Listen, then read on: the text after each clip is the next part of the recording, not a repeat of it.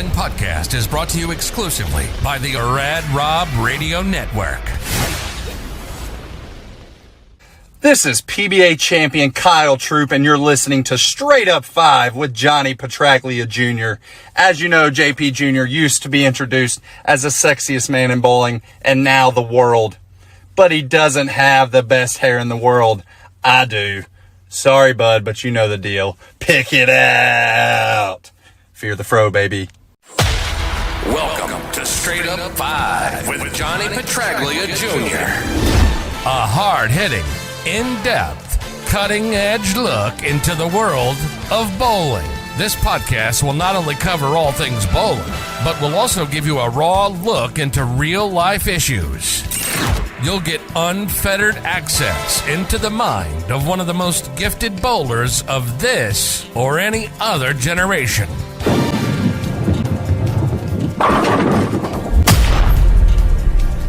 So without further ado, let's introduce you to the hosts of the show.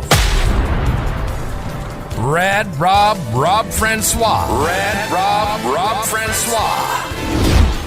Dr. Ocho.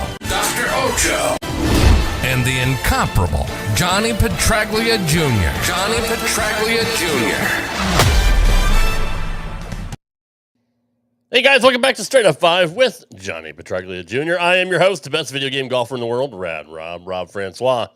Joined by my partner in crime. He is the resident doctor. He's also the resident farmer of Straight Up 5. It is the one and only Dr. Wicked Smart Ocho. Ocho, how's life on the farm, brother? Hard work pays off, buddy.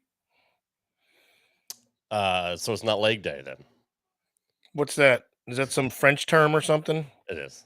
Is there any? Can we do this with shorter ado instead of further ado? Can we like really not ado anything? Let's ado this up, man. I mean, I don't ado that much ever anyway. So I know. Yeah. What's the Ado, difference? run, ado. Johnny's Brown in the house. Fuck the Devils. How about Yep. that? Agreed. Yep. And fuck I'm on board with that. Go Canes. I don't even know the score tonight. I was going to put it on. And I guess F the Panthers. Hey, they set a record for the most wins in NHL history. I mean, that's good. That's got to be fun. Yeah. It's a fun asterisk to have. All right. Well, at least they didn't get swept, right? Right. Yeah. I mean, could All be right. worse. What's All going right, on? so- Is someone else here?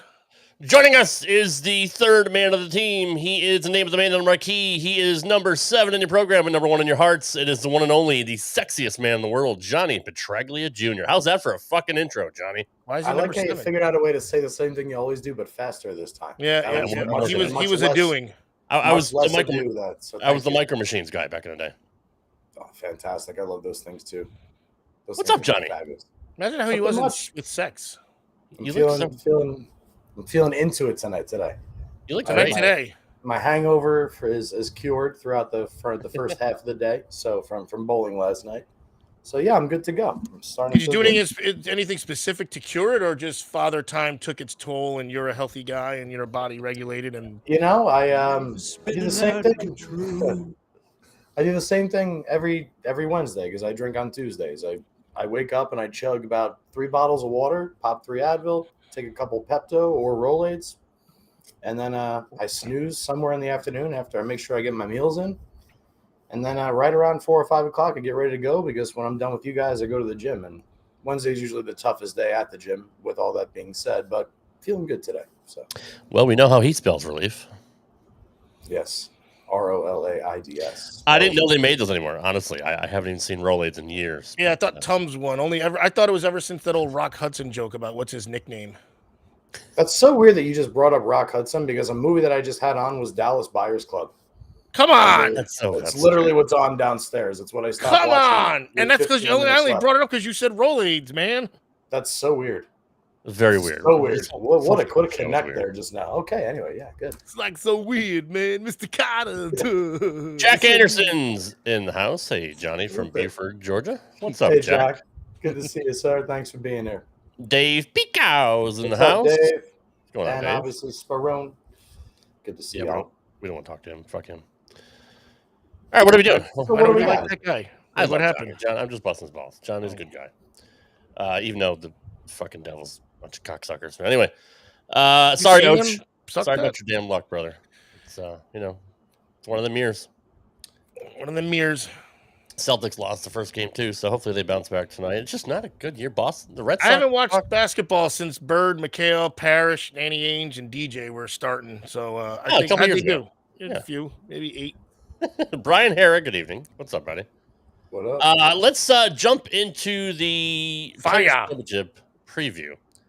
And this is back at the historic, formerly known as Carolier Lanes. What the fuck? What do they call it now? It's Bolero, some Bolero, shit? North Brunswick. Wait, that's going on here? Yeah. Where have you been, dude? Why don't anybody tell me, man? Quarantine lady freaking works like a foot from there. They're actually in probably, let's see, game 5 of 6 of the 4th round of qualifying right now. They're cutting. So I could be oh my godding right now and doing the show. And for the next few days. And it's going to get even more exciting the next few days once they cut to the top 42 players and so on and so forth. You could have been broadcasting live from there, Ocho. Give us play-by-play. Yeah, you could have been. You betcha. But that's okay. We'll give you a pass. We'll give you a pass on that. And doing sidebar interviews, man. It is now called Bolero, North Brunswick. And it's my least favorite place in the world because it was my favorite place in the world. I mean, that name is memorable. How could I forget? Bolero, North Brunswick. That's just rolls right off the tongue. Yeah, it's wonderful, isn't it? JD. Yeah. However, it is still on Carolier Lane, which is. I mean, that's good. JD Santalucia is in the house. Unfortunately, made it through the PTQ. Is that what they call it? QTP, PTG. And then PTQ, they end up getting injured, which is super unfortunate. But sorry, JD. Yeah, but like first off, let's. I want to give a mass. That's where I'm going to start with. Good. With the first, show. happy birthday, Nicole, and then we'll start. Happy birthday, Hello. Nicole. Happy birthday, Nicole. I want to start with JD because number one, anybody that's a bowler will appreciate this. As anybody who knows JD or doesn't know JD's been a bowling phenom his whole life, but never really pursued a professional career.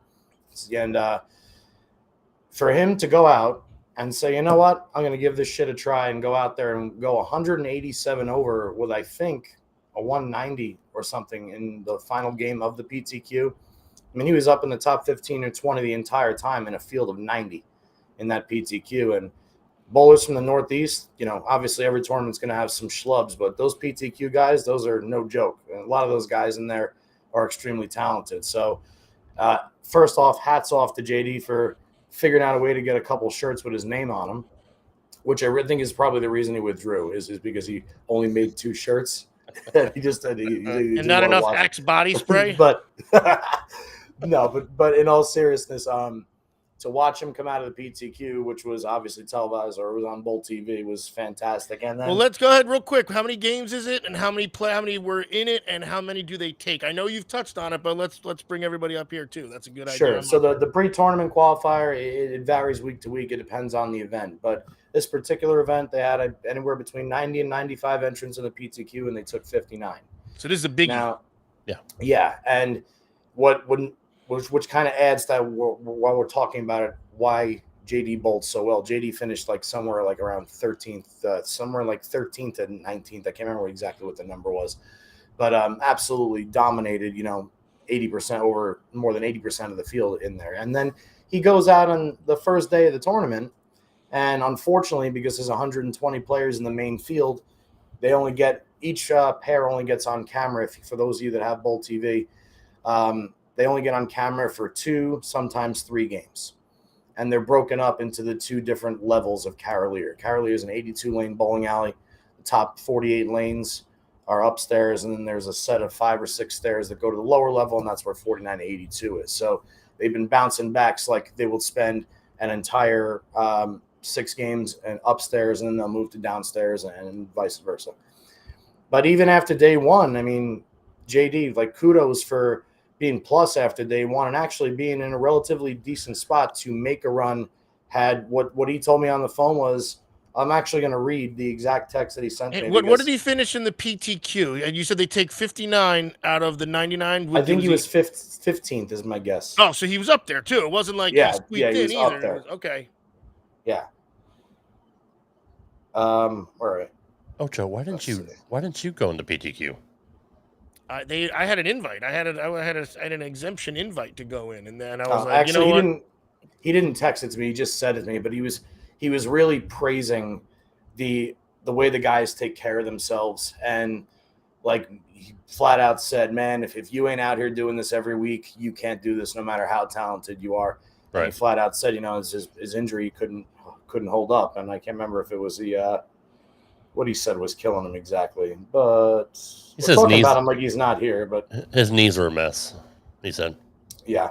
So anyway, obviously unfortunate that he had to withdraw, but in the long run, it's probably the safest thing to do for your health. And so huge congrats to my good friend for advancing into the main field at the Players Championship. That's more than I've ever done, and I would very much like the opportunity to one day. Didn't you finish 10th in the plastic ball championship one time? What do you mean? More had you ever done? I did. Well, I've never made it into a PBA major event. I've entered a PBA okay. major I got event. you. I got But, okay. Got yeah, it. I've never. Yeah, it's a different ball of wax when you start game one and that you're bowling for a major championship. Right. It's Everything's way different on high alert basically, and absolutely.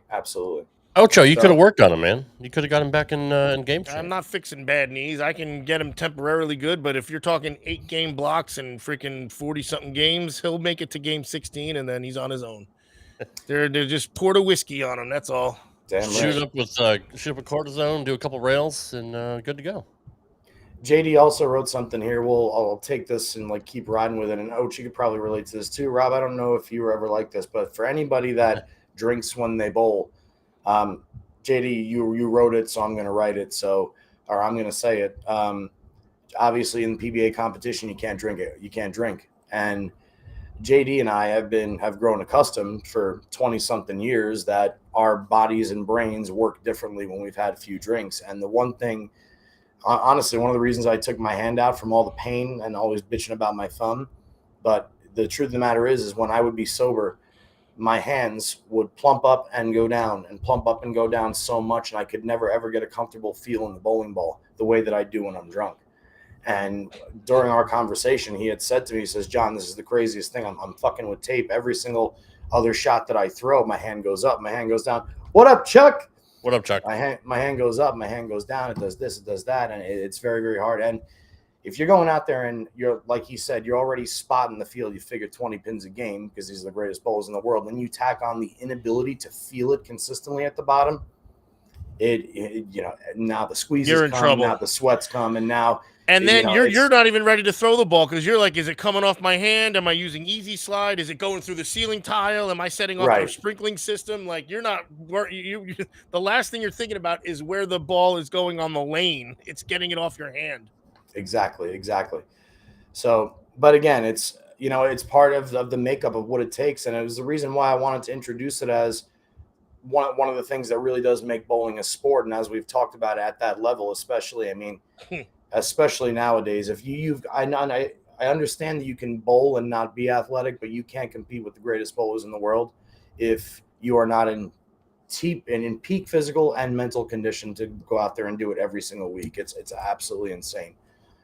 So anyway, does that mean Ocho can't do it? I mean, his guns are amazing. Do you tell me he has to have cardio too? I'm a Second Amendment advocate. I'll tell you. Unfortunately, because we are both into weightlifting. We have fucked ourselves as far as how far we're going to be talented wise, because bowling's all about flexibility. Bowling, the bigger your muscles are, the less flexibility you have. Plus, it's also lats are like a detriment to bowlers, really. That's the truth. I remember Johnny Sr. mentioning it in one of his, trips to learn about life from me, and he said, he exercised and maintained flexibility, do karate, did martial arts, and that's why he could bowl for 10 freaking decades, it seems. But lats throw you off your line so much. And maybe it's a little better now because people are more opened up, but still, you got to get back. We talked about it last week. That elbow has to get tucked in your side. If you're, hey, look, carrying air luggage. If you got air luggage and ILS, then you're not getting back up against. Wait, what's that acronym? What's ILS? Imaginary lat syndrome. Oh yeah, that's what I. But I like air luggage better because air luggage is an old '80s term and it should stay. Air luggage is perfect. It's perfect. By the way, speaking of weightlifting, my weightlifting inspiration just popped in the chat. It's good to see you, Devin. What's up, Devin? Devin is definitely. Hopefully, I'm not saying this wrong, but he is a national natty bodybuilding champion. Mistake number 1.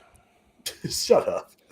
Yeah, no, perfect. Yep. Back-to-back homers for the Yanks. Go ahead. Way to slide in there with me on that one. Fuck the Yankees. Not really. Yeah, fuck the Yankees. Yeah, kind of. Anyway, no, let's give Devin his props. Freaking Yeah. because that's exercise is the one thing where like there's a true payoff where it's visible or it's you see it. You either are stronger, your pants fit better, like there's just a full-on freaking goal. And the problem is, it ain't going to be for a year. That's what's hard about working out. Right. For a fact, hey, I'm going to start exercising today. Oh my God, I have to do this for a year before I see anything. I'm exaggerating a a little bit, but at our age. And then if I stop for 3 months after that, I'm back to square one. It took a year. Yeah. That's why I don't do it. Just save yourself Stay the neutral, hassle. buddy. Stay neutral. Popeyes and Yeah.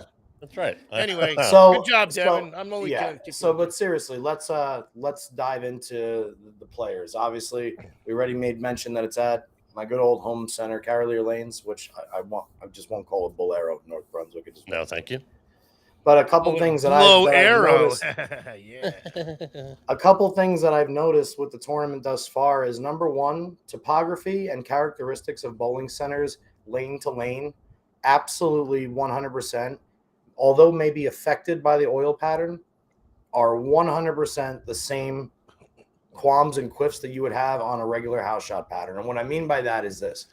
At the start of the tournament, they got cameras downstairs and upstairs. I used to bowl the Friday night majors upstairs. I used to bowl the Thursday night 4-man downstairs. I used to bowl action downstairs and tournaments upstairs. Like, very, very, very familiar with Carolier Lanes. And there are specific pairs that I always loved to bowl on, and there were pairs that I absolutely despised bowling on. So when I turned it on, I was curious to see how the lanes were going to be on 29 and 30, because that's where I bowled my first sanctioned adult 800.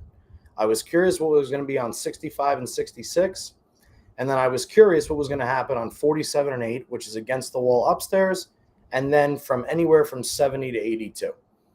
The reason I was curious about that is 29 and 30 was typically a beautiful, beautiful, awesome pair. And sure enough, today I watched none other than EJ Tackett shoot 300 on that pair.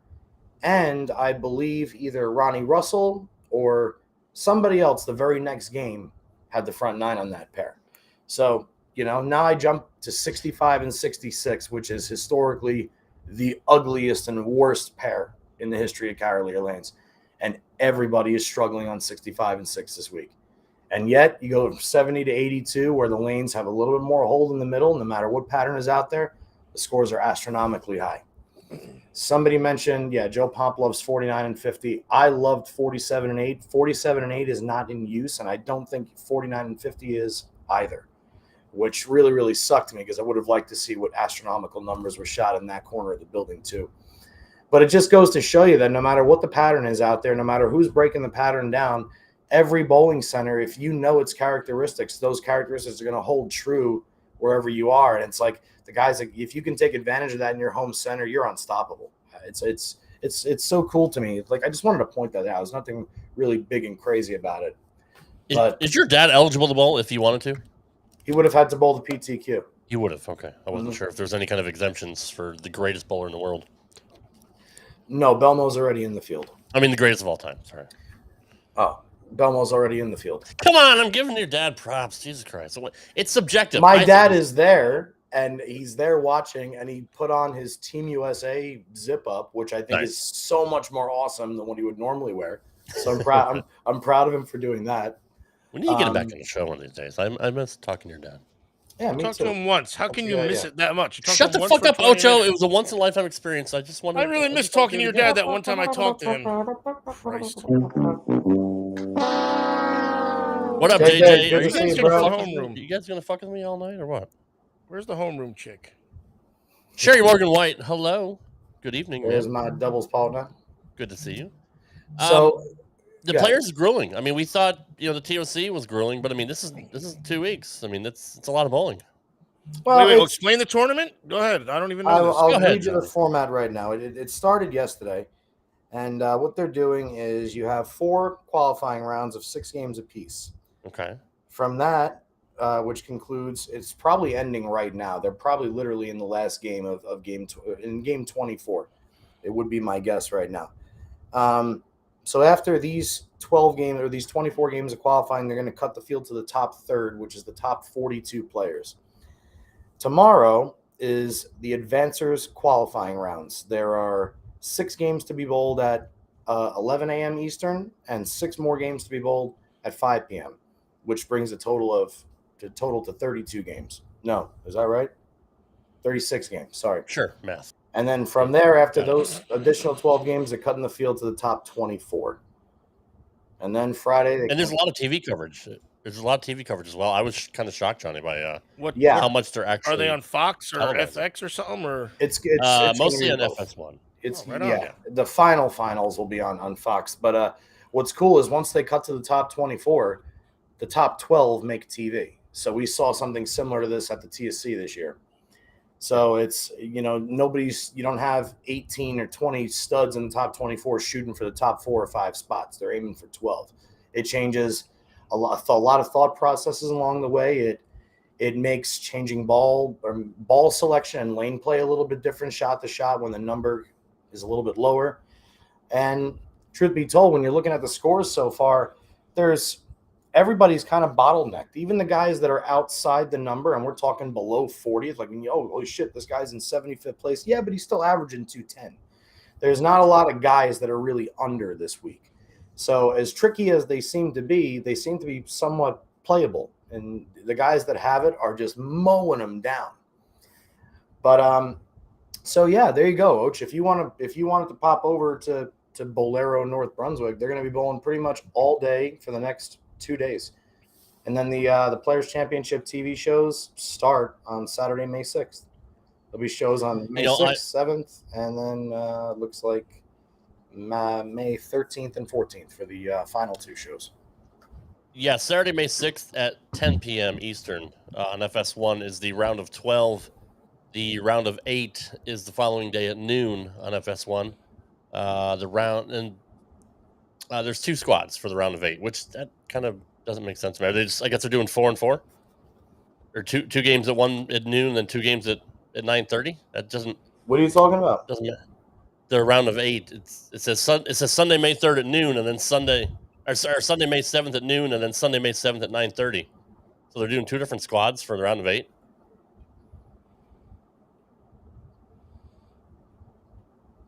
For all additional information, you guys can just hop on to pba.com, and the schedule's available on there. Single game matches on Saturday, May 6th, round of 12. 9's bowling 8, 12's bowling 5, 10's bowling 7, 11's bowling 6. And Mike Jones can't get enough of this show. And then the race to 2 games is the winner, Sure. the first guy to win 2 games.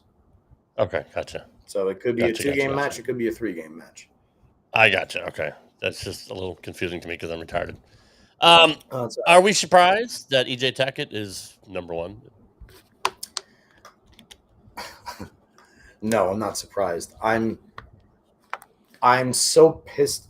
Roger Meany's not here, but he made a post earlier and about EJ, and it's such a shame that the season is so much shorter, because this is the kind of year that breaks Mark Roth's 8 titles in a single season record. How does he just lead every single tournament? Fucking everything. How can he be that much better than everybody else in the world right now? How can nobody beat him? It's like the pins know when he throws the ball and they like scatter before it gets there or something. There's something going. He's averaging 233 for 23 games. Mike, by the way, thanks for your comment watching from Facebook. We appreciate it. That's sick, dude. He is he's unconscious. Like right we now. said in a past show from about a year ago, right after the doubles championship with Marshall Kent, I said to you guys, look out for version 2.0 of EJ once he starts learning or knowing that he's going to win on instead of hoping that he's going to win.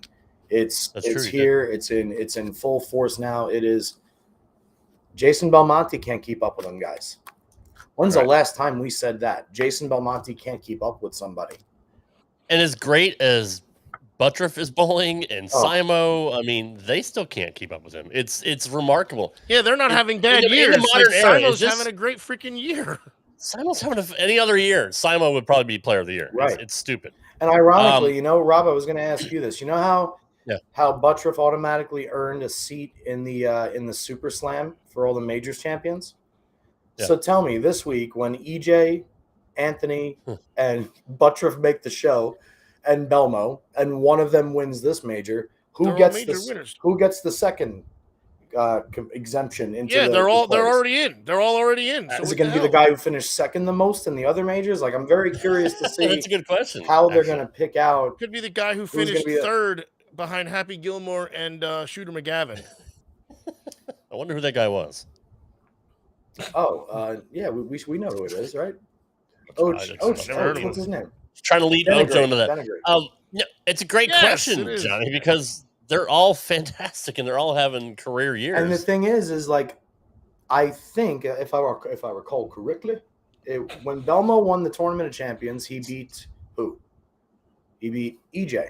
No, EJ. Yeah. Did he? Or was it Simon? Whatever. Okay, fine. When Anthony won the Masters, who did he beat? He beat Michael Martell, right? All right. Yes. So Martell's got a second in a major. Rick Martell's nephew. Yeah. The U.S. Open was won by who? EJ. Who did EJ beat in the title match of the U.S. Open? Wasn't that Buttriff? No, he lost to Buttriff. What am I saying? I think he beat Belmo. He beat Belmo. In the U.S. Open? No, he beat no, right. I'm sorry. Right? He beat Belmo in the World Series of bowling thing. That's what I'm saying. So even with the majors that have been won, if you take the first runner-up, they're still all exempt. Can take that. Who is it? Michael Martell, who's still a PTQ guy. He's going to be in the Super Slam if one of these guys wins this week. Oh, my God. What, I don't... It's going to be a round robin, basically. Exactly. It's nuts. But it is... It's nuts. Think about it, guys. This entire season, like we can't forget about Packy's win. We can't forget about Matt Ogle's win. But this entire season, thank you, Stephanie. EJ beat Kyle in the U.S. Open. So maybe Kyle would be the first one in because he's, I don't know, the highest point earner or some shit like that. But either way, it's going to be interesting to see. We haven't seen a lot of him, though, honestly. Like, it's not a typical year for Kyle this year. That's my point. And also, who you haven't seen once this year is Chris Prather. Yeah. What it's the like, frick? Do we forget that he's like one of the best bowlers in the world? And usually he's a ghost right now. He's a ghost. And it's not that he's a ghost, he's not bowling poorly, but it's the same thing with Kyle. It's like every week it's like, okay, it's EJ, it's Anthony, and it's Buttriff. True. And whoever else is there is true. Very Afro fish, yes. Right on. Very, very impressive. And speaking of Butters, he's second right now. He also had a 300 behind EJ. So behind EJ, we got Chris Vi in third. Kevin Williams is in fourth. Bill O'Neill's in 5. Simo is in 8th. Is this updated after 23 games or 24? 23. Okay, so this is without the final score that they just bowled. So Packy was 15th. I mean, he's bowling well. Belmo's 19th. The Iceman Jesper is 18th. Chris Barnes is actually bowling really well, 23rd. Your buddy Marshall Kent's 25th. Let's see. What's the cutoff? The cutoff right now is 42nd. We got Samuel DeWitt III in 42nd place. Just do it. But in the end, it's always going to be the cream rising to the top, right? Like, do you expect, just from what you've seen so far, any surprise entrants to make the cut? To make the top 42? Yeah. Not really. I've never really thought that there was any surprises for making a top third cut. I mean, you got to beat 66% of the guys. That's not incredibly hard to do. I'm more concerned with the great players that are outside the number when the field is cut that big. For instance, Sean Resch. Sean Resch has been battling injuries basically for the last 15 years, but it seems like it's really gotten to a point that if he tries to do anything other than just let the ball go, he's going to fall down. And whatever it is, like Sean Resch is under this week. That's very, very strange to me. It's very rare to see Sean under, especially when the lanes are high scoring, medium to high scoring pace. I'll tell you what I'm a little shocked about. If you go look at that screen or you go look at the standing sheet, I know 59 guys made it out of the PTQ, But the PTQ cut wasn't that low. Like I'm surprised when I see PTQ guys get into the main event and just bowl like they have never bowled before. But they're the same guy that averaged 220 a day before and made it. Yeah. So like there's a guy at the bottom. I think his last name is like Hancoop or Wincoop. Wincoop. Ronald Wincoop. He has 1-200 game in 23 attempts, and he's averaging 170. Yeah. And I think his first game of the tournament was 119.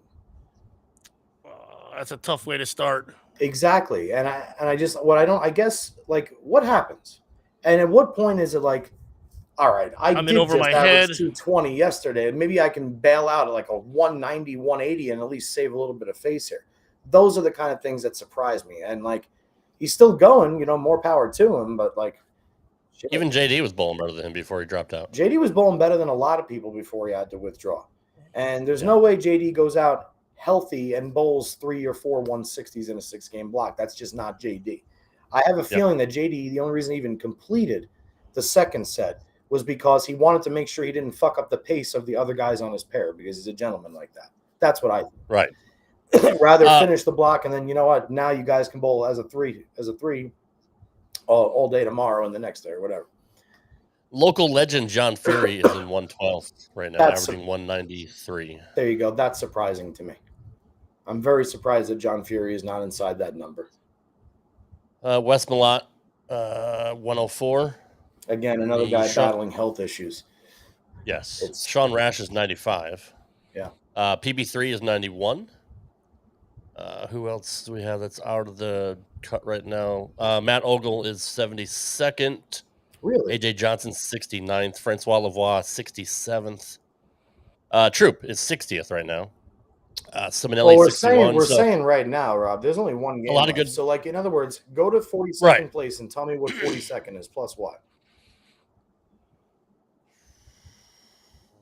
Let's see. 42nd is plus 281. Okay, so theoretically, nobody. You have to have at least, we'll say, plus 220 to even have a legitimate shot to bowl a number and get in. So who's plus 220? What place is that? Plus 220, 221 is Jake Peters in 57th. Okay, so there you go. Jake Peters, like if he were to go out and shoot 289 in this game, he has a chance to jump in. But anybody beyond him, their tournament's pretty much over. So like Kyle Troop is lower than Jake Peters, right? Yeah, Kyle Troop is what I say he was 60 something or 60th, and he's plus 207, averaging 209. And Stephanie just said that Simonelli must have backed up because I also thought that he was a shoo-in. He looked great when I was watching him earlier. He was great in his middle block. Whoa, he backed up far. Oh, my. Yeah, this block stuff, we've got 198, 165, 180, 218, and 157. So, Jesus, what is that? That's hurt. That's even. That's 35. Ryan is 70 under today. 157. 70 under today. If he stays even this block, he's in the number. That's sad. And look out for suicide watch because Ryan is not going to be happy. Yeah, it does suck. You were talking about Prather earlier. Where was he? He's actually 45th, plus 264. So I mean, he needs a game. He's close are they in striking distance at that area? Then I mean, I depend. Yeah. And match play, they get points again, or no? They got to make it first. What am I saying? They got to make the cut first. Well, there is no match play this week. Oh, interesting. Okay. I believe they're just because it's all different. Because of the way they break it down for group of 20, 42, 24. Yep, these are all qualifying games, so there's no bonus pins available. Stroke play, basically. Yes. That's tough. I mean, you better be on. I mean, like I said, at 157 hurt, he lost 60 fucking pins from his last game, and that's tough, dude. Yeah, funnily enough, is what's crazy is the left side is represented very well this week. If you look through the standings, I think 7 of the top 21 players are left-handed. So you figure 33% of lefties are comprising the top 20 players. That's pretty high. But the lefties that are whacking them this week are the guys that are the lefties that curve it. So, like, for instance, Buttriff, like Jesper. The lone guy there that's bowling really, really well that throws it straighter than everybody else is Matt Sanders. But like the lefties that throw it straight are not having much success this week. Parker Bone, Michael Martell, Ryan Simonelli, the up the lane lefties. There's another guy, Mitch Jabinski or something, a lefty that started out really strong. That's pissing me off. Hang on a second. Mitch Trubisky, doesn't he? Steeler quarterback. Yeah, that's what I thought. Yeah, I mean, like, he's right about the lefties that hook it. I mean, Packy's in 15th. He's doing very well. Yeah, Jesper's 17th or 18th. I mean, yeah, the guys that hook it are doing very, very well. Yeah, exactly. The lefties that get around it are okay. It's the strangest thing, and you would think, I mean, if anything, that the gutter would be more in play than in, but it seems like in is the play for the lefties now.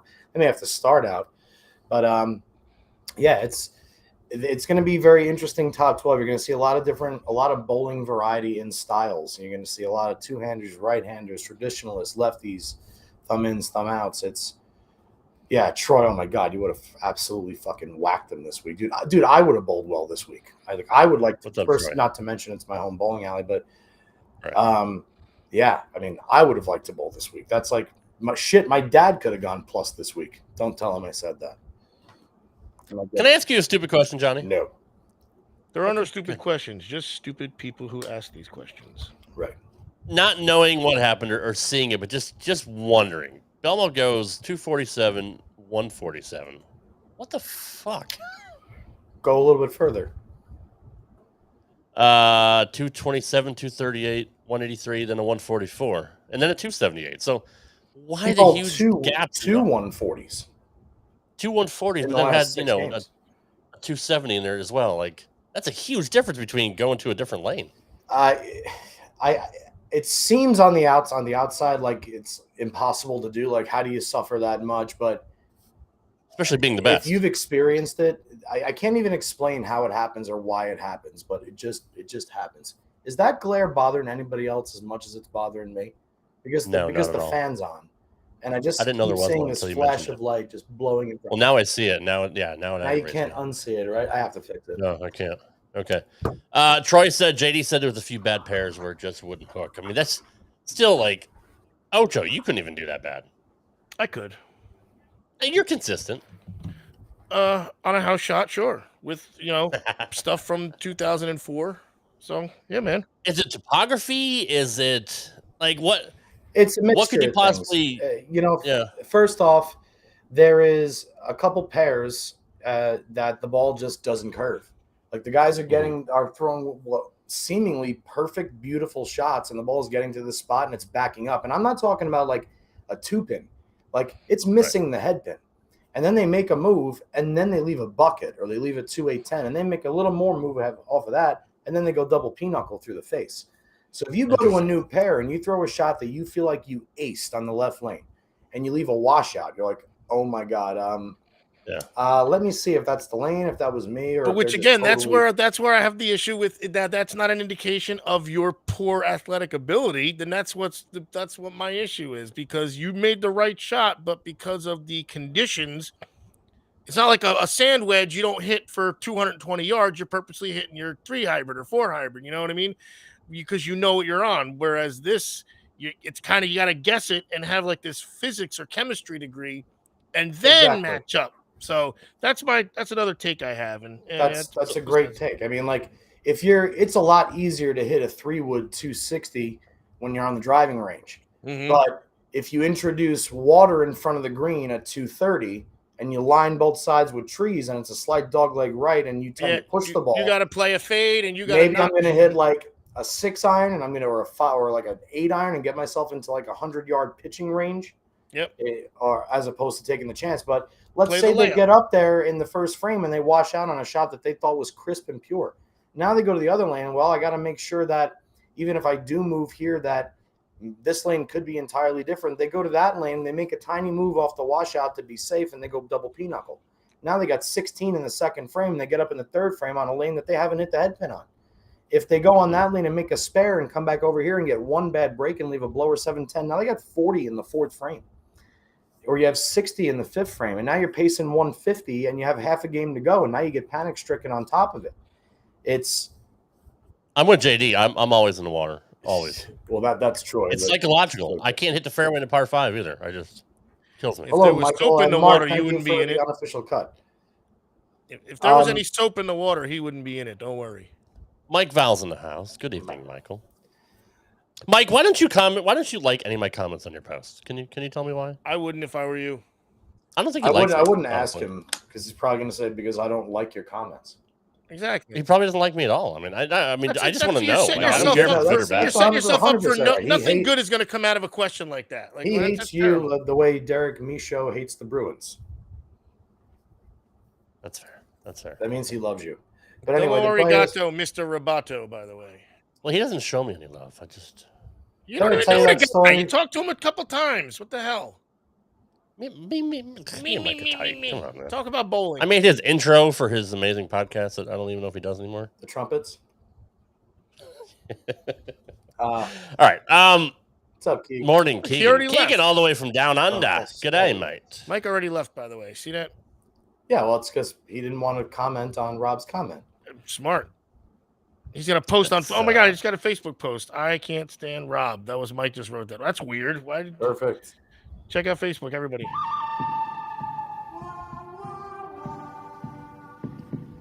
It's now time for the good, the bad, and the ugly. You like that segue, huh? Yeah, I do. I think it has nostalgia. Johnny, what's your good? What's my good? I know I gave you like Yeah, I 20 you know, minutes to think of it. Sorry. I'm slammed this. I'm sorry, guy. I had no prep for this show. Like No, my it's- boss is in It's Mexico. still no different than any other who show gives we a do. shit? We do the same thing we always do. And it sucks that Roger can't see. Why is Roger replying to Roger?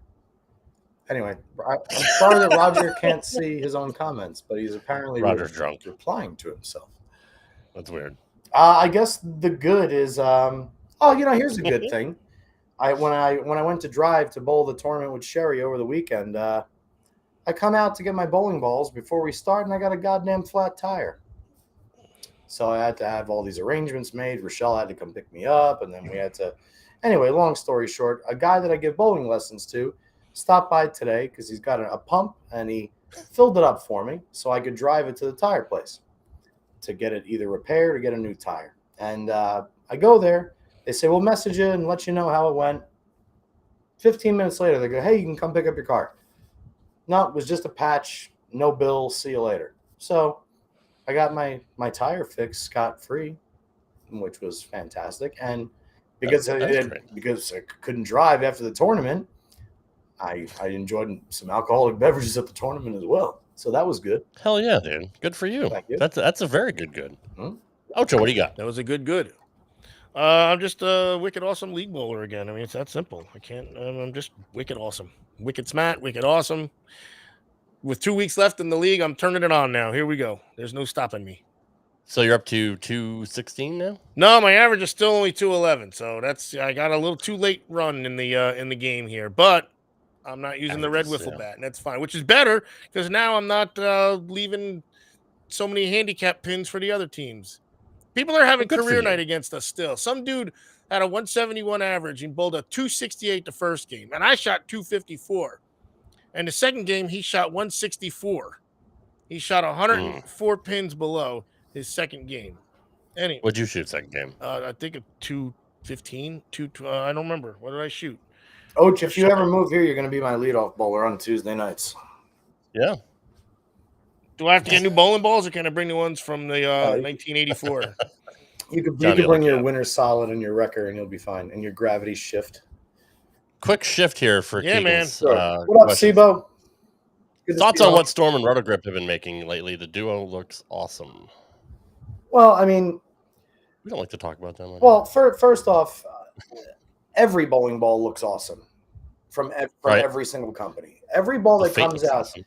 they tell you is the greatest ball that was ever made. Remember when Columbia made the Swerve? They said the Swerve was the biggest hooking ball ever. Remember when Hammer put Yeah. carbon fiber into the Deadly Aim, or Brunswick came out with the Swamp Monster, which was high load particle, or Fucking love that ball. I, I mean, still use it. yes, that's why I had to bring it. Every product from every company is good. Everything. It's It's all a matter of what best suits your game for you to build the proper arsenal. True. The duo is pretty much going to be just like every other ball. The same way Belmo goes and makes all the balls in the Belmo line. He had the trends. He had And the Trend 2 is awesome. the Fate is out now. I mean, it doesn't matter. It's not like there's a magic. There is a magic bowling ball out there, Keegan, and it's called the Purple Hammer. The Purple Hammer is the only bowling ball that I know of that is a magic bowling ball that makes everybody a better bowler because it does something that no other bowling ball does. It makes bowling lanes and lane patterns easier. Doesn't Packy have like 6 of them drilled out? Everybody has 6 of them, Rob. Everybody. Yeah. I mean, I'm pretty sure Jesper, now granted Jesper doesn't, but I'm pretty sure Jesper maybe only brings 1 resin ball on tour with him and probably has 25 pitch blacks or something like that. Maybe he's got pitch black one has been fever used pitch quite and a he's bit. got a pitch blue Yeah. and a pitch purple or a pitch orange, if they whatever other colors they have. But everybody's Troy got has 6 6 of them. purples. Everybody. So, Right. and what's crazy is you can make them all do something entirely different. I have one with the pin in my middle finger. It goes straight as a goddamn arrow. Then I have one with the pin around 11 o'clock and the CG in my palm, and the ball goes sideways 40 feet down the lane. It's how do 2 balls anyway. But as far as Storm or Brunswick or Ebonite or Roto or 900 Global, Motive, everybody makes great products. And it's just a matter of what you need. If you're missing a strong asymmetrical hybrid and you prefer Storm over another brand, you would go pick up their newest version or their newest ball because it's most likely going to be the newest technology coming out of their plant or what's being made to cater to the conditions that you're going to be bowling on to begin with. Troy says you have 62 hand positions. You don't need Yeah, them. me and Bobby Hall, we both do. The only problem is I never know which one of mine I'm going to use. So that's which is why I stink. But thank you. I mean, what we're seeing a lot on tour lately is a lot of hammers, a lot of pitch blacks. But then you have guys that don't like using urethane and are using resin the last couple tournaments we've seen on the TV show. So I guess you're right. It all depends. Whatever fits your game, whatever you like at that certain time, and it's they always show their arsenals on screen, but they probably only use 2 of the 4 they have or 6, whatever it is. Why is that? I mean, just a stupid random question. Why are they only using 2 of the 6 purple hammers they may have? Or when they show their arsenals on the TV shows, they don't ever use them all. So well, how often do you throw 5 balls? It's only one game. You only got it, so it's a 1 game or go home, man. Like that may have been the balls that they introduced, or like the same way you have to register and write down on your score sheet what balls you're throwing, and if it has a finger hole and a thumb grip and yada yada yada. Gotcha. Sorry, I looked at Tammy's comment and let me pull that up. But let me finish before I lose it. What the hell were we just talking about? Okay.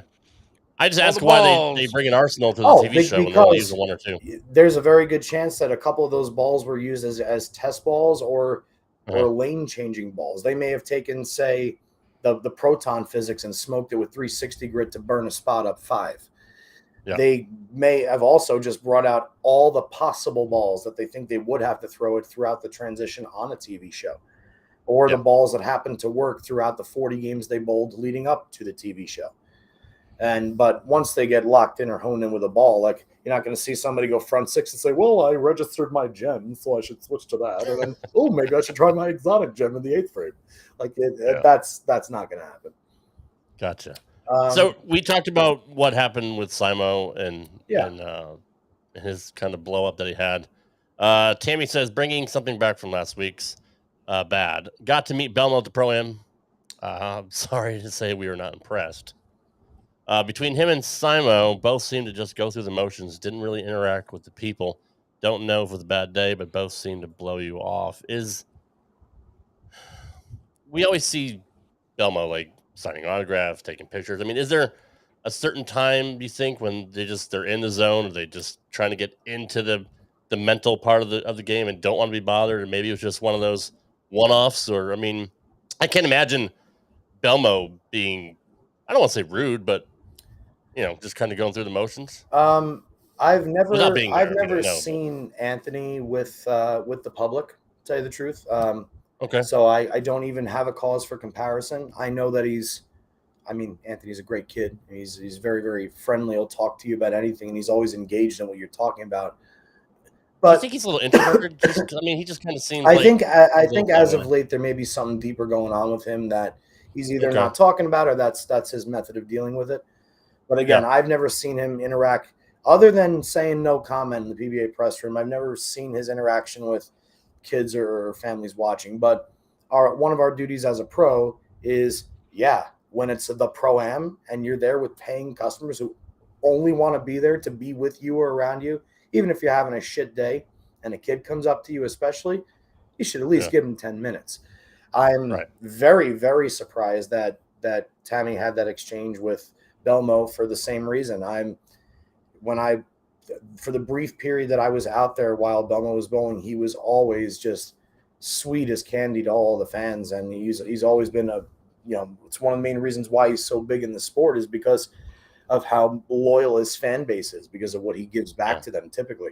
I can't for the life of me understand why Jason would have not been impressive in the Pro-Am, and I'm very, very sorry to hear that. But I'm sorry. everybody is fighting a demon that we know nothing about, so I don't know much more about it. I didn't read the Pro-Am. I didn't catch on the Pro-Am part. I thought maybe it was during qualifying or whatever. But yeah, a Pro-Am especially, you wouldn't expect something like that, especially from, like you said, the most recognizable bowler in the world, and the reason why kids even got into bowling nowadays to throw two-handed. And we see all the pros like Jesper and Packy and all that. When do they do he the inspired programs a again? ton of Do they people. do them like after qualifying? Like maybe the guys just. I mean, I did. It's the first thing, right? Well, Like they used to do it before the tournament started. That makes more sense because Right. now everyone Then has they did them for a incentive brief and, period. Then they did them for a period where the tournament would end on a Friday, the show would be on Sunday, but the Pro-Am would be on Saturday. That is the dumbest fucking That's so thing I've ever stupid heard because of. now you got people who could be going home and at least getting a few more hours with their family, But they got to or stay in a something, hotel room an extra night to bowl a Pro-Am. and have to fake me. So I could see them if they, I just missed a 10 pin. No, I don't. They didn't miss a 10 pin to miss the cut, but they had a bad break, and now they got to be in a Pro-Am and be like, well, let me follow up here. Let me follow this up, because then Tammy brought up how awesome Kyle is. Yeah, and here's the thing: is Kyle's so. I've never been famous, but I've hit periods in my life because of my dad where I was popular in bowling communities. And like when I would go bowl a regional or I would go bowl a PBA event, no matter where I was, people would want my autograph. And I was always extremely accommodating because I love people to want my autograph. It makes me feel good about myself. Yeah. Kyle's been on top of the world in bowling for about 3 or 4 years now. And prior to that, nobody really fucking knew who Kyle Troop was, right? He kind of wasn't that good. He switches to two-handed. He starts growing himself in this image. He starts winning, and now all of a sudden he's the richest single season earnings holder. Kyle's still riding the wave of fame right now, and he's still very humbled by it. Kyle's a very humble, down-to-earth person. Jason Belmonte, since 2008, when he started bowling in the United States, cannot take more than 2 steps in a bowling center without being stopped at least 50. He gets stopped every 2 steps he takes.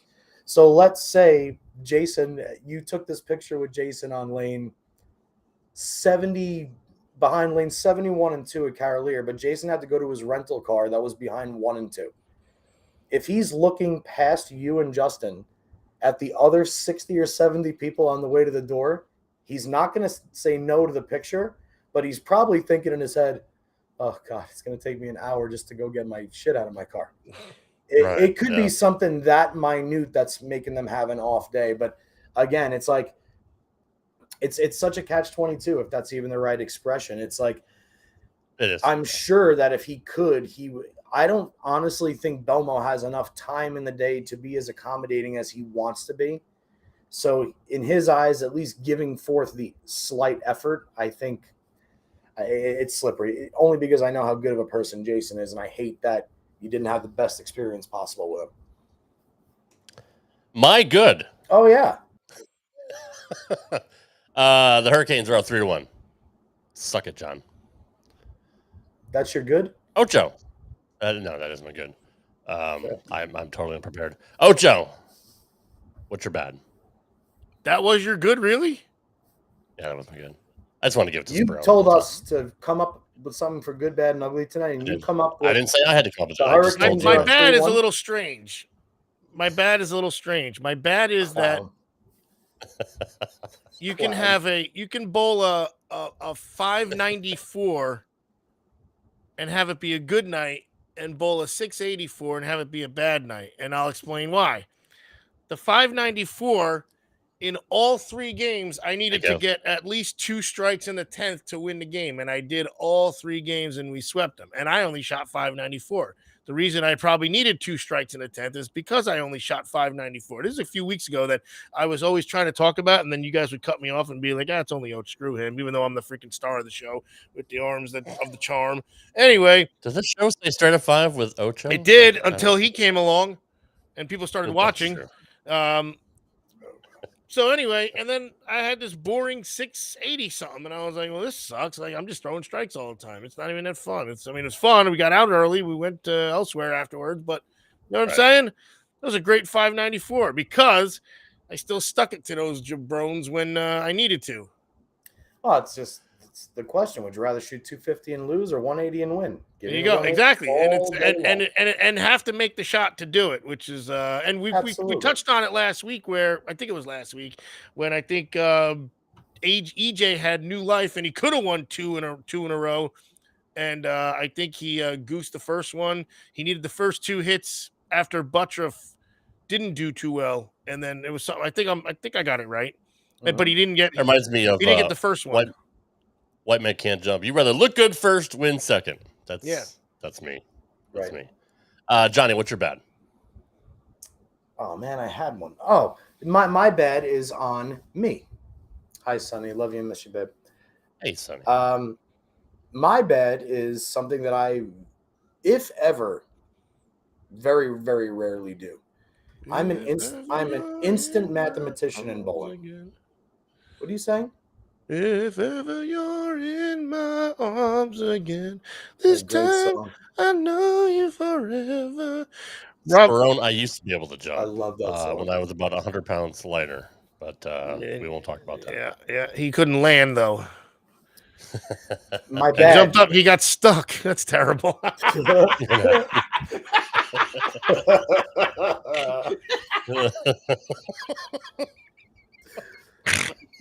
Nice.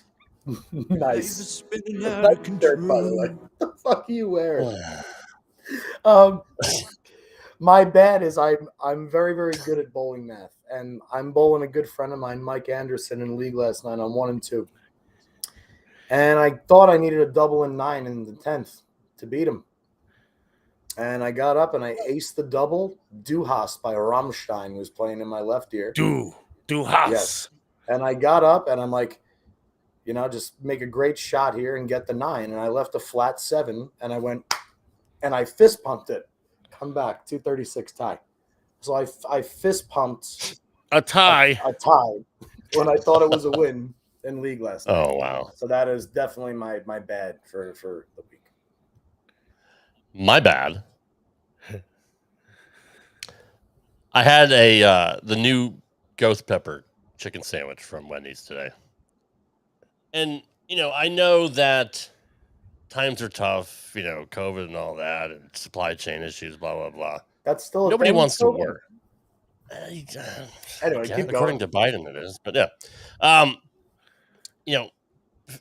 Prices are up across the board because of inflation. Workers don't want to work, so the restaurants are paying more. So if somebody's getting paid $16 an hour to make my order, I want them to fucking get it right. Yeah, it's their only job, right? It's literally their job. It's literally their only job. So you ordered a ghost pepper chicken sandwich? I did. It's actually it was okay, but I mean I ordered it without lettuce and tomato because I just Did you get the wrong item? Is that what this is going to, or did they just put lettuce and tomato on my fucking tomato chicken? on it? They did, and then the tomato was all fucking sloppy and slimy. It's like I'm hate trying it. to I take it off, but then the seeds it's and all the stuck on the goop are bun. still there. Like That it's such a dominant taste that it ruins the whole sandwich. I'm with you It on this. does. The I'm only with you on healthy this. Like, other than portion that, of the sandwich we had to take off. And If you're ordering a fried chicken sandwich, who gives a fuck about I'm a just tomato? saying, right. Stop it. I don't get it Stop with it. I still. Neither do I. I used to hate when Wendy's would leave it on there because they would literally you would peel it off the mayo, which was Well, so yeah, that's- perfect on that bun. Yes. And then the first Yes. bite, all I taste is goddamn tomato seed. Because It's like the when juices are it's all like when over I it. get a fucking burrito out Exactly. here, a steak burrito, and the first bite it's got avocado in it. I'm like, what are you doing? How So, could you all ruin right, my burrito? Good. I'm I not the hate only avocado. one that's against Yeah. avocado. Good. Oh, Finally, no, finally, it's such a freaking dominant finally. flavor. It's like It's disgusting. whatever you would like. If avocado is on it, that's what you taste. It's the same thing with tomatoes for me. Yeah, it's like only. See, I'm like that with is that- cilantro as well. Like I have that gene where cilantro tastes like soap. You're to like me. my dad's. I love cilantro. To me, celery tastes like soap. Yeah, it's weird. I like celery. So yeah, it's kind of weird that people have that kind of. If you ever want me that out of gene your or whatever. house, just offer me celery and mushrooms. I don't like mushrooms either. Oh, good. Ocho, you're a mushroom guy, aren't you? Quarantine lady's a mushroom lady, and then so Okay. I just by default will eat because it's there. That's a fungus to me. Like getting Progresso soup, like beef stew, and it looks like beef, but it's a fucking mushroom, and you eat it. Ugh. Yes. The Oh, worst. like when you That's think it's one the thing worst. and then you bite into it and the texture's all Like, different. ooh, That I I was hoping there would understand. be Yeah. some fungi in my Progresso here. Thank you. Fucking nasty. I'd rather eat shrooms than anyway. Yes. Anyway, that's So getting back to the another chicken day. sandwich, you got one fucking job. Like and it's on the app too. Like it's right fucking there on your screen. Just make it the way you're supposed. Like And it's not literally like- read, which It's not laziness Anybody can do. because like you're did saving more work them, than you're they had saving them to. 2 steps. And they're like, no, you know what? This guy was such a good customer. He deserves me to do this extra 2 I'm steps. gonna go the extra mile and give him the shit he doesn't want. Right. Sorry, your order will be up like in a I can minute. see. Like I can see missing items or whatever when people are expediting the order, like whatever, shit happens, right? But it's on your fucking screen, like just make it the way I want it. That's all I ask for. And you're getting paid an exorbitant amount of money to fucking do a minimal labor job. It's just I never go to fuck drive-throughs, you, by man. the way. I'm always walking to the. I go to the up front because first they want to. I need to show off the mask too. For You one, probably and, True. don't like to sit for that long. It's not. Well, I do this thing. If there's 2 cars or more, I don't like to. But I need to read the menu because I want to see the dollar menu and all that. And I need to get all my facts in order. And like there's pricing to be done. I get it. And No, I'll I tell get you it. why. Because That's why I use the app, Oach. Well, That's why I park and I'll just fucking use the app and then I'll that's go through true. drive. That's true. But that's Can still. I You're not a technology Nah, guy. I go in. I get go it. because I don't want the app to freaking say it's one thing, and then they're going to be like, "Oh, by the way, there's a $10 service fee for using the app," and also those prices were wrong. It's not Because Ticketmaster. What the anyway, this is a serious addition to I don't know how he got here, but it's bad for It's his my chicken bad. sandwich. But I'll tell you why I Yeah. started with this math. Like bowling math. This is fast food. no, math. wait. This is about the fast food. Oh yeah. Uh, For me, I know. I was so- just gonna add. I was gonna say the thing that fucked it for me with the drive-through is when they added the second drive-through lane. yeah, you always go to the Yeah. wrong Now I one. gotta fucking merge after I order my goddamn burger. No, thank you. Yeah. I'll go inside. And every time I go to the one on the right, the left one's like, "Can I help you?" And I'm like, "How? Why Yeah. are you helping them? I got here first." And then man. the person I that's hit like the gas. somehow like, sir, how did you get in front of me when I'm the only one ordering? Why are you trying to get anyway? It doesn't matter. Go finish So what We'll you see when at I Dunkin' was- when Donuts. I was in there and I'm looking at the dollar, and they did finally smarten themselves up a little bit. For about 3 years, McNuggets, a 4-pack was $1. You got me? Yes. A Mhm. 6-pack of McNuggets was like $2.50. So how dumb are you? Get 2 freaking 4-packs, and you four- got 8, Yeah. and you're still paying 50 cents less. And Right, now they got to agreed. give you more sauces because you got more damn chicken McNuggets. So I'd get That's 4 of true. them. I get 4-packs. I get a couple McDoubles and a McChicken sandwich, and I get a whole bunch of sweet and sours and barbecues. And then I would put barbecue on my McChicken sandwich too. But I get my Dude, anyway. you guys turned me on to the barbecue, I don't know, 6 to 8 months ago, whatever, for McDonald's. And I tried. It's very Greatest good. ever. I did The try it. only Good barbecue. barbecue sauce that tastes like It's- that. Yeah, Yeah, it should be the only you're one right. that's sold. It should be in the damn store. It should be in the store. What No, I Tammy agree just with that. said about that, we have that out here in Vegas now. When you go inside the McDonald's on the corner of my Don't house, touch the kiosk, computer. right? There's there's feces like a big on the thing. It computer. looks like a huge TV. Don't touch it. Yeah. They've done studies. They've literally swabbed it. There is human excrement on the screens. Go to the damn freaking walk up. Okay. Tell them And you have Jordan, to. to answer your bowling related question, yes, I What? still do Oh, bowl. we still do it. I still do bowl on Tuesdays. I think we have 2 or 3 weeks left, and my team is a guaranteed shoe-in for the playoffs this year. So hopefully we can Playoffs? Playoffs. Playoffs?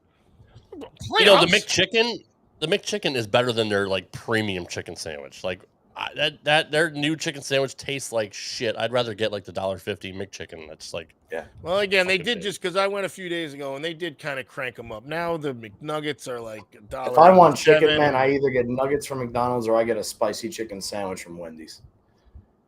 But tell you the truth, Yes, The problem is I get they're- like 20 McNuggets though. I like the spicy McNuggets. and my from biggest Wendy's, guilty pleasure at McDonald's is the sausage, egg, and cheese McGriddle in the morning. Oh my god! actually. I haven't had Anyway. them in a long time, but Egg McMuffins are damn expensive, and that pisses me off. They are.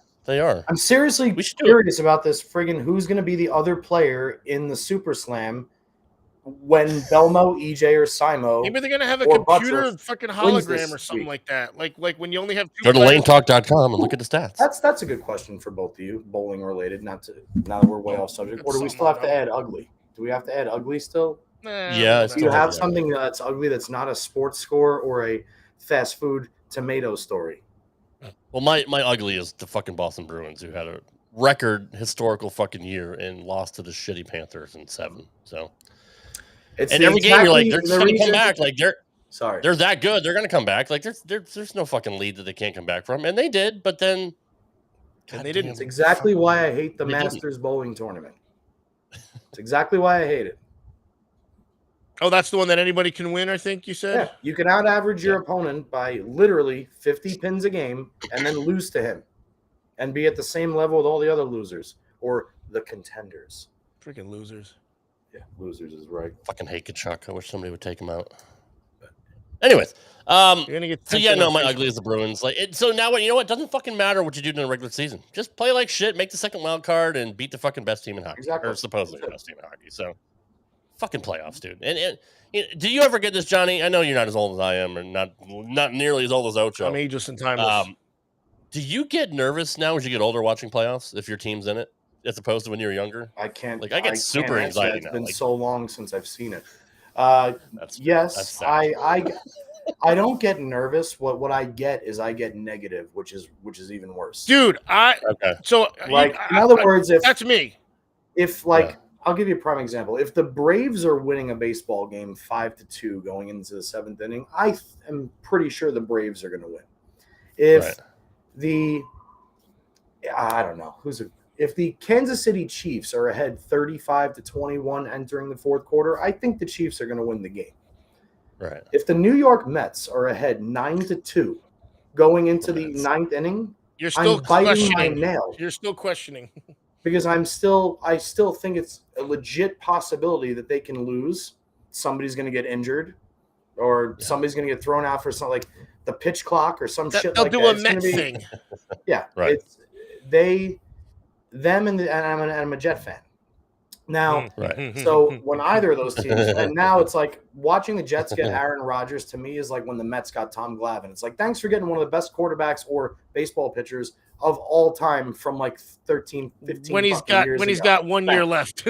Let's get fucking Tom Glavine when he maxes out his fastball's 83 and his changeup. Didn't he still 77. win 20 games for the Mets though, or something? It doesn't right? matter. He was- It doesn't I'm just matter. He's saying. painting It doesn't matter. He was painting corners, man. Yeah, Anyway. whatever. No, I get it though, Johnny. Yeah. It's But- sad that we're conditioned like that. The Like only team that was me being a that Sorry, I go root ahead. for, the only team that I root for that I have faith in is a team that True, only right. existed a few years ago, and that's the Golden Knights.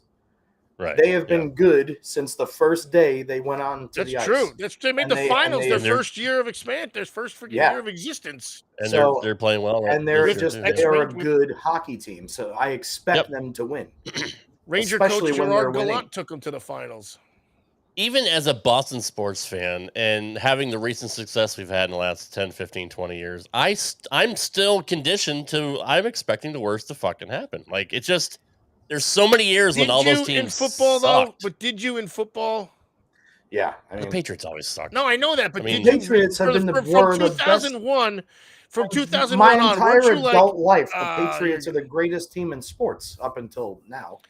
They've kept the Steelers out of how many Super Bowls? I mean, Jesus Lord. They've kept the Jets They may out have of been how the many only division team where I was titles? like, That's true. yeah, Brady? No, all right, we're not going to fucking lose. But I didn't expect them to lose to the Giants twice. God, Yeah, That's the only that was time. pretty cool. fuck See, like, us. and I had the same issue with the Ranger game the other night because now for me, it was I knew they were going to suck because I was talking to my nephew prior and I said, you remember in 2015 against Tampa when they won 11-2 or whatever it was, game 6, and that was game 7 at home. And here's the headline: Henrik Lundqvist hadn't lost a home a home game 7 in his career, because you don't really have to play that many home game 7s anyway. And he's like 5-0, something like that. And elimination games, he's lost 1 to the Jersey Devils. He's not on a team anymore anyway. That's not the point. And they came out so flat that game. This is to go to this freaking Stanley Cup Finals. This is the Eastern Conference Finals. They were so flat. They only had 11 shots on goal in the first 2 freaking periods. Rick Nash, Marty St. Louis, they were invisible. They were ghosts. They were nowhere to be found. Hank. And then after this freaking game against the Devils, same thing, uninspired, just hoping someone else is going to make the play. And this is only the first round of the playoffs. Hank gets on the freaking post-game show and says, this reminded me of the 2015 Eastern Conference Finals when we were against Tampa. And he looks at Valley and he goes, you remember that series? You know, we're tied at 3-3. We beat them in Chase Ben Bishop the third in the freaking second period in that game. And here we are with all the momentum and we come out flat as anything. That's what this happened. That's my bad. See ya. No, I get it. And like the Bruins had both their goalies could have been Vezina Trophy winners, and then maybe one of them might be. I mean, Allmark and Swayman were fantastic all year round, and then you hit the playoffs, and it's like Mark Consuelos, isn't that the chick's husband from Swayman. By the way, has this fan been screwing with the sound the entire time? I don't hear it. No, but now that I think about it, I can hear it. That's great. That's great. Yeah. Well, in event. In closing from me at least, or do we have a? Oh shit, we still have the imbecile of the week. Oh, I can't wait to not see whatever you're about to put up on the screen again. We'll explain it to you, and we'll paint it like you're there. I'll pull it up on the Facebook. On the Facebook, just drop the. Drop the. Let's just call it Facebook. Thanks, Justin Timberlake. It's time for everybody's favorite segment. If you guys don't know how to use a seatbelt, just ring your call button and Tommy will come back there and hit you on the head with a tack hammer. You know, Lloyd, just when I think you couldn't possibly be any dumber. Here's the imbecile of the week. Some people are really stupid. All right, before we actually give out the imbecile of the week, there is a legit question that I want to ask you, Jonathan. Hey, the Canes scored again. Canes chicken? We just got one here. Have you ever been? They're very good. Yes. Okay. Yes. What kind of a question is that? Sauce? You know about the sauce? Yes. Yeah. And the Texas toast? Oh, my God. Yes. 4-1 Hurricanes. Anyway. Come on. What's the question? Hurricanes. Where are they even from? Let me. This is from the No, USBC I don't even know where group. the Hurricanes are from. Is that Carolina? They used to be. Aren't they like the red and Hartford, black logo? They were the Whalers, but now they're Carolina. Ah, the Whalers. Bob Marley. Yes, the Whalers. Like my beloved Whalers. The Burger King fish sandwich is the Whaler. Jeremy Mason asked, any idea? Last night of league position round, top 2 teams tied. One of the teams was late because of a major accident. The other team was fully there. Our bylaws state that one team gets through 4 frames before the other team gets. If they get through 4 frames before the other team gets there, it's a forfeit game 1. This happened. Dick move in my book, but that's just my opinion. The team that was late bowled game 2 and 3, won both, and took total 9-point system, so went 7-2. The other team complained about how it was unfair that the forfeit team was able to count the pins from the first game towards the total. The secretary agreed and switched it. So now the team who thought they won 7-2 instead went 4-5 and came in second. Anyone ever deal with this before? Any USBC rule about pins from a forfeited game that counted for total doesn't affect me, but trying to understand if this was legit in getting switched. That is a great question, because I thought if the team is vacant or they don't make it, that like most leagues, you have to bowl 10 pins below your average. Yes, in order to win the game. There's no forfeit. There's no forfeit. It should be blind. It's not a forfeit. It would be just a blind. So, right. But no, at no there should never have been any pins for the vacant team for the first game. Their total pins should only accumulate starting in game 2. So the kid that wrote in is 100, in my eyes, 100% correct, because the late team only gets pins for games 2 and 3. So even if they win games 2 and 3, they have absolutely no chance of winning wood. Why did they have the rule that it's a forfeit though? I've never heard that. The lingo is wrong because it's you and if you forfeit game 1, you are forfeiting all points and available pins from game 1. That's so what it I'm saying. never ever should have said 7-2 in the 9. No, it's should 100% be if they won 2 games, the final should have been 4-5 with the 9-point total. That's Well, the imbecile of the week comes off of that in the comments. The imbecile of the week is Vernon Myers, who's a Mets fan. Damn it! It's not unfortunate. It's obviously makes perfect freaking sense. He said, because a lot of people were commenting on this, and like, yeah, that's fucked up. Like 50 people said the same thing. But this asshole says winning a league isn't that big a deal! Exclamation point! Exclamation point! Exclamation point! Come on! Are we sure this isn't sarcasm? Even though the emoji still like, I don't know. People railed on him in the fucking chat. It's number one. If you're not playing to win, that's fine. Like Ocho, it's a fuck around league. You like to drink and have fun with your buddies, or whatever. That's fine. That's what most people do. I but still threw 2 1/10 all 3 games to win. Damn it! Well, there you go. I'm very competitive, so whether there's money involved or not, I want to fucking win. But this actually happened to be a money league. But this guy's like, winning a league isn't that big a deal. Well, then go fuck yourself. Right. Like, the okay, $3,000 you don't need, I guess. I mean, Right, not exactly. need, but Like- want. Like, I don't know. like clearly, you don't give a fuck. But thanks for commenting on this person's post. Who was very clearly upset that this shit happened. And you're like, oh, fuck off. You're just winning a league doesn't matter. You're be interesting to see Vernon- if Vernon was on the late team. right. Maybe there's a little backstory. I mean, Maybe there's a little. and all right, That's and true. he's there could be a publicly backstory there. announcing that, like, don't ever ask him to be a league teammate because he doesn't give a fuck if you win or lose. He's just there for a fucking clearly. beer. Exactly. All right, thanks, Vernon. I don't care what you average. You're not going to bowl in my team. But if it was a joke, it wasn't funny, and it was not at all. And I'm going to go with Rob here on this one and say it was a dumb comment. But we got to find bigger imbeciles. We got to find bigger imbeciles than this. We don't know the size. This is okay. It is weak. No, I know. Didn't I I send you a video that I wanted you to put? And the imbecile of the week actually belongs to You did. I have the imbecile of Unfortunately, the week. Do you we not save it have for next week? Hold on. No. That's fine. I have to open my I phone can again since I can't see the video on my Oh, goddamn jeez. computer. I can share the screen here. Let me get to our Baxter. chat. You are my little Oh, gentleman. Baxter. I want to take you down to foggy London town. All right. Oh, you sent me. It's not in A our whole chat. wheel You of sent cheese. me. Johnny Not even Petraglia. There we Quite go. impressed. All This right, let me burrito share is my delicious, but awfully filling. Let me share my screen if I figure out how to do that. Add source. Hello, No, neighbor. Meanwhile, he throws out the entire burrito. Yeah. How can it be filling? He took one That was bite. a tremendous spill you took right there. There you go. I saw that. That was a terrific little spill. That's quite a raspberry. Let's see if I can pull this up here.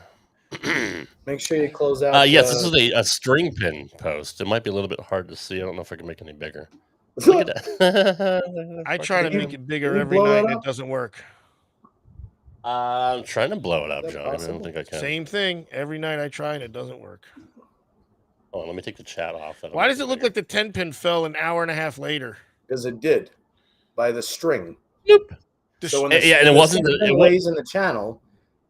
Yeah, the it wasn't a string 6 pin. drags it back into the pit and it nicks the 10 pin. Oh, that's great.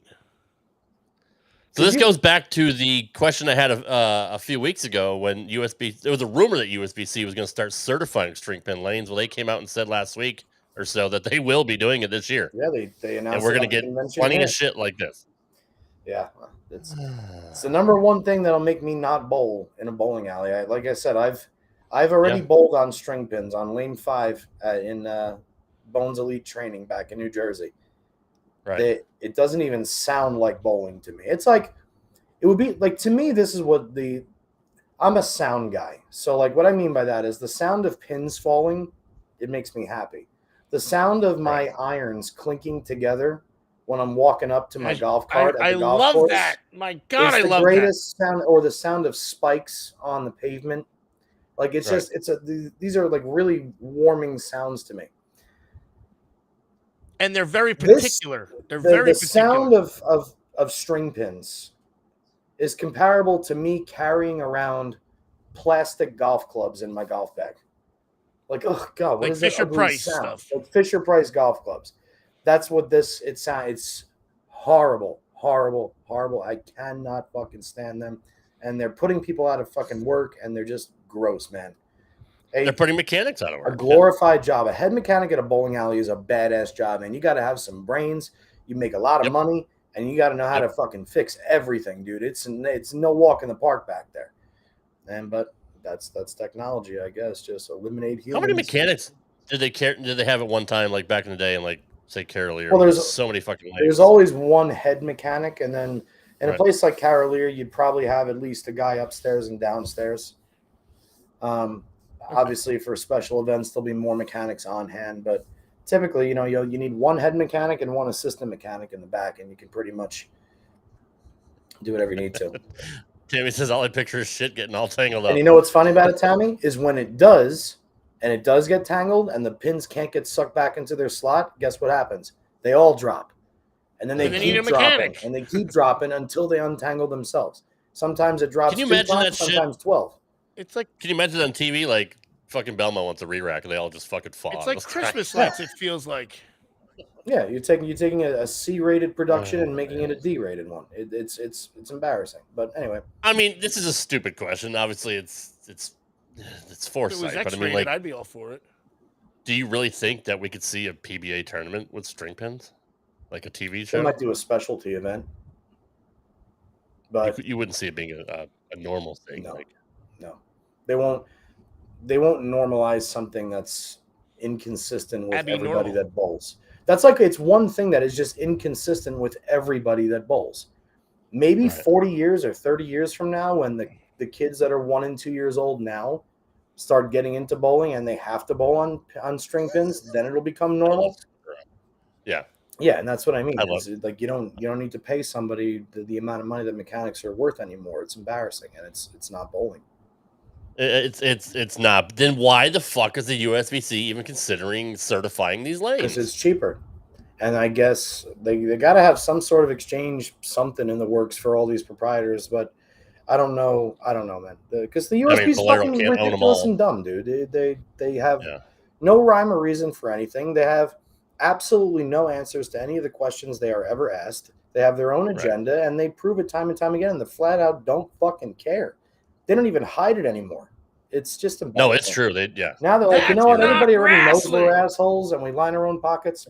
Okay, we may as well just do it out in public now because they can't do shit about it. Oh, I wonder why. Yeah. This is wrestling. Huh.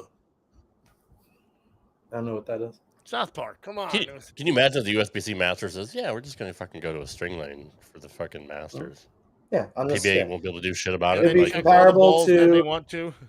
It'd be comparable to telling all 350 participants that flew out to your one tournament a year, oh, by the way, when you get here, you can't use these 6 balls. Sorry, we didn't tell you last week before you traveled here.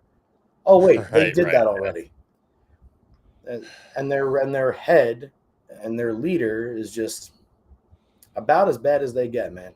He's an idiot. He's just about as bad as they get. And I don't give a fuck if he's a nice guy or not. He's fucking killing our sport, and it's disgusting.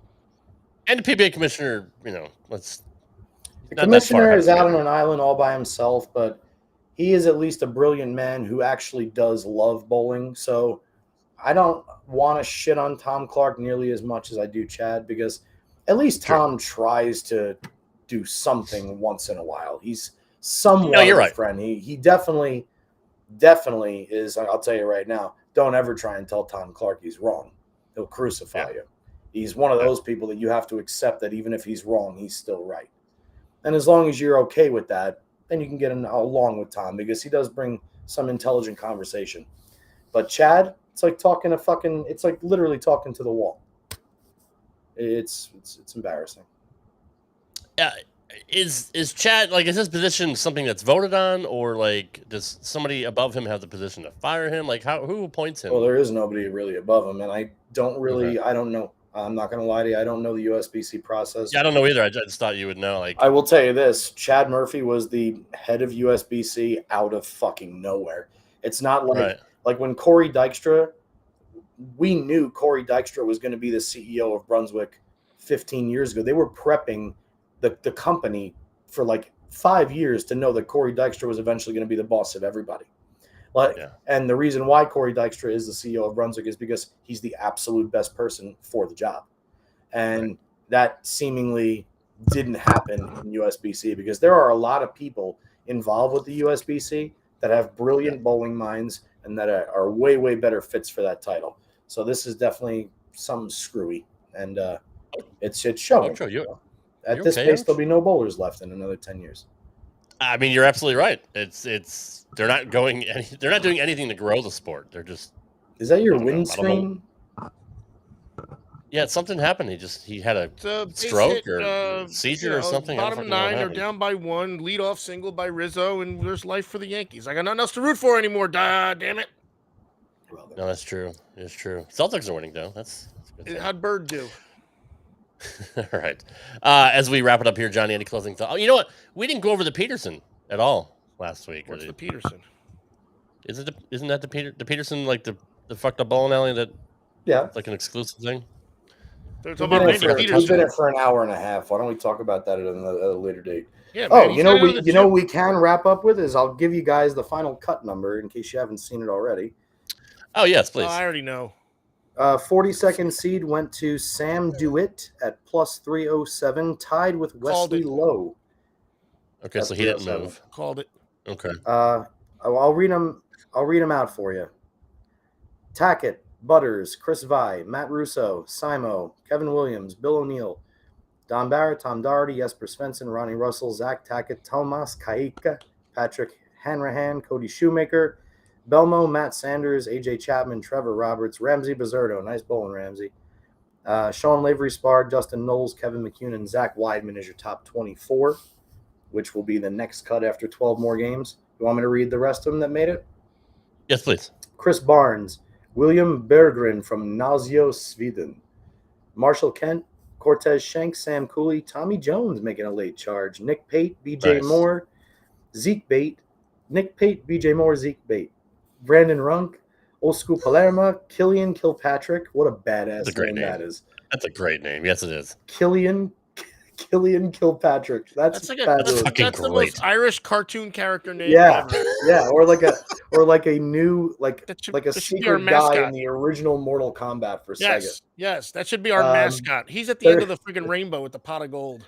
Yes. That's a great wrestling name, too. 37th, Anthony Nyer, Tim Foy Jr., Pete Virgos, Toby Sambueno, who opened the tournament with a 299, and Wesley Lowe and Sam Dewitt. So all the monsters are right there. Anthony Simonson managed to figure out a way to get from 75th to 5th again. And EJ's leading again. And Butters is high lefty by 100 pins again. And Belmo is knocking on the door again. Butters is averaging 231. EJ's averaging 232. That's strong for 24 games, especially when we see the difference between pairs. Yeah. Like the aforementioned 146 from Belmo and then the 270. I gotta throw in who I would like to see do well this week is Bill O'Neill. He's been going through a lot of shit with trying to figure out these lanes and what to do, and he's been somewhere in the top 10 all week long so far. And plus, Bill has a great history at Cavalier Lanes. He's won several events there. He's comfortable there. He's got a large fan base there, and I feel like they're motivating him immensely this week. It'd be nice to see him. I can almost guarantee you'll see Bill in the top 12. But yeah, it'd be nice to see him pull this one out, and then to save the season like that, and then get into the Super Slam and maybe ride the wave in there. That'd be nice. Plus, he's a past players champion, so he's a sneaky one this week that I think he's gonna be there in the end. And Troop didn't make the cut. Yeah, that's like we said. And neither did Prather. Again, it's the strangest thing.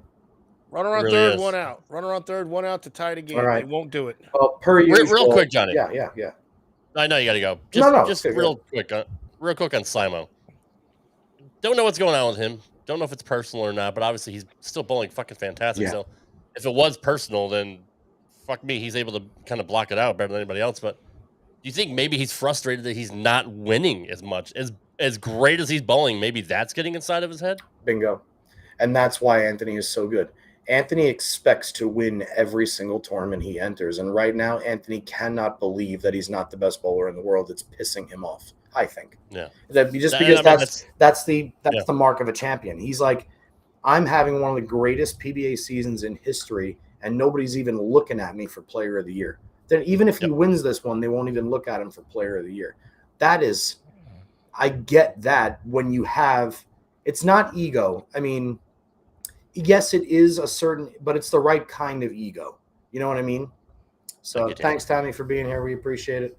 Yeah, I mean, it just came to mind. Like, that's got to be why he's so frustrated. It could be why his fuse is seemingly shorter, but yeah, because we've never seen him lose composure. Like we even mentioned a few weeks ago, like he never changes. Like he's just fucking, there was in the zone the whole time. There was a period there earlier on in his career where they like titled him as a bad boy and a hothead, and I'm like, why? Because he fucking rips a shirt once in a while, or he punches himself, but he was never like a Pete Weber lunatic, or he was like a he was never like a Chris Collins, shit, or a rash that just shoots his mouth off. Right. I mean, but he's certainly. You're right, Rob. I think it's because he is pissed that he's not the best right now. I believe like he's, I'm finally better than Belmo, or I'm finally more consistent than Belmo, and now I got this fucking asshole traditionalist on top of it. That's beating me almost every week, and like a right-hander that still throws 520. This is the first time for him really going through that, and I guess this is his mountain now. I guess was that what you guys were saying? Could be, yeah. Where we're trying to dissect what we think is led to Anthony's seemingly more, his attitude more lately, and we think it is residue of the fact that as exceptional as he's been bowling, he's still not winning as much as one other guy. That's Tackett. But he's still fifth. He's still top 5, top 10 every week. The top 10 every week. He's in He's in contention. Yeah. He's always there to. He's got a chance. He's always giving himself a chance. He's always on the dance floor. They call it. And he won a major. So I mean, I get it. It's just, and it sucks. But again, you want a guy like that on your team. Like that's just. I kind of wonder what the 50th ranked dude is thinking. Like, man, I haven't made one show yet. I've made only a handful of cuts. I'm even as far as money spent and money earned. And this guy's about freaking. On that flip side of the coin, just to put your mind at ease about the sport of bowling, I know that they always talk about the added money and this and that and yada yada yada yada yada. The guy that's 15th on the money list. Do you know how much money he's earned this year? 10 grand. I'm joking. I hope I'm wrong. I hope I'm wrong. $29,000. Oh my God. Is 15th on the money list. That means 79% of the money earned on tour this year is comprised in the top 6 bowlers.